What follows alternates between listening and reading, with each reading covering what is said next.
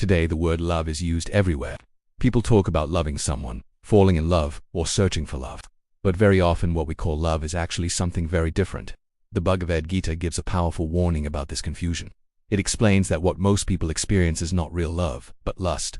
And the difference between the two can completely change the direction of a person's life. Lust and love may appear similar on the surface, but they come from very different motivations. Lust is centered on the self. It asks the question, what can I get from this person? Love asks a completely different question, what can I give? Lust is driven by desire and personal satisfaction. Love is driven by care, responsibility, and genuine concern for the well-being of another person. The Bhagavad-gītā explains that lust begins when the mind becomes attached to the objects of the senses. In chapter 2, Krishna describes a chain reaction inside the mind. When a person constantly thinks about sense enjoyment, attachment develops. From attachment comes desire. When desire is blocked or frustrated, anger arises. Anger leads to confusion, and confusion destroys our ability to think clearly. Eventually, this disturbance can lead to destructive actions and regret. This process shows how powerful uncontrolled desire can be. Lust promises happiness, but it often leads to frustration and instability. When someone is driven by lust, their emotions depend entirely on whether their desires are being fulfilled. If they get what they want, they feel temporary pleasure. But if their desire is denied, they become angry, jealous, or depressed. Because of this, relationships built only on lust often become unstable over time. Real love, on the other hand, is much deeper and more stable. Love is not based only on physical attraction or emotional excitement. Those things may exist in a relationship, but they are not the foundation of love. Real love includes respect, patience, understanding, and sacrifice. It grows stronger through responsibility and commitment rather than through constant stimulation of the senses. The Bhagavad-gītā warns that lust is one of the greatest enemies of spiritual growth. In chapter 3, Krishna describes lust as a powerful force that covers knowledge and clouds the mind. Just as smoke covers fire or dust covers a mirror, lust can cover our clarity and judgment.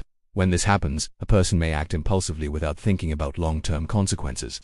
This is why people sometimes make decisions in relationships that they later regret. When desire becomes intense, the mind becomes temporarily blinded. It convinces us that fulfilling the desire will bring lasting happiness. But once the excitement fades, the reality of the situation becomes clearer. The Gita teaches that lasting happiness cannot come from chasing temporary sensory pleasure. This does not mean that relationships themselves are wrong. The Bhagavad-gītā does not reject relationships or affection.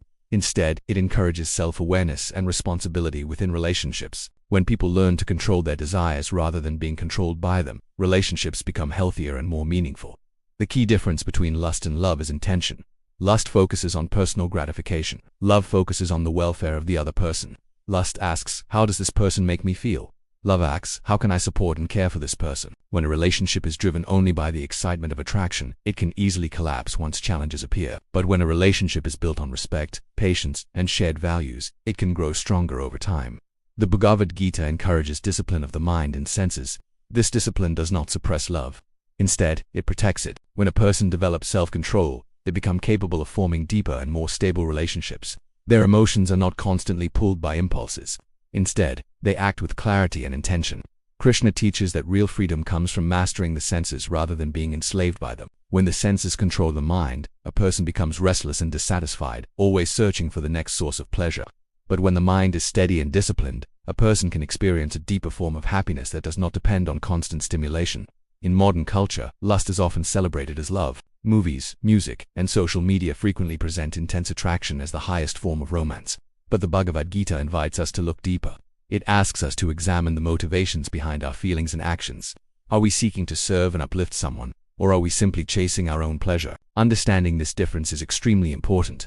When people mistake lust for love, they may enter relationships with unrealistic expectations. They expect the excitement of attraction to last forever, and when it fades, they feel disappointed. But when people understand that real love is built through commitment, respect, and responsibility, they approach relationships more thoughtfully. The wisdom of the Bhagavad-gītā teaches that controlling desire does not reduce happiness. In fact, it increases it. When desire is controlled, the mind becomes calmer and clearer. Decisions become wiser. Relationships become healthier, and a person becomes less dependent on external stimulation for happiness. This teaching is not meant to create guilt or fear about desire. Desire itself is a natural part of human life. The problem arises when desire becomes the controlling force in our decisions. The goal is not to eliminate desire completely, but to guide it with wisdom and discipline. When people learn to distinguish between lust and love, they gain a deeper understanding of themselves and their relationships. Lust is temporary and self-centered. Love is steady and giving.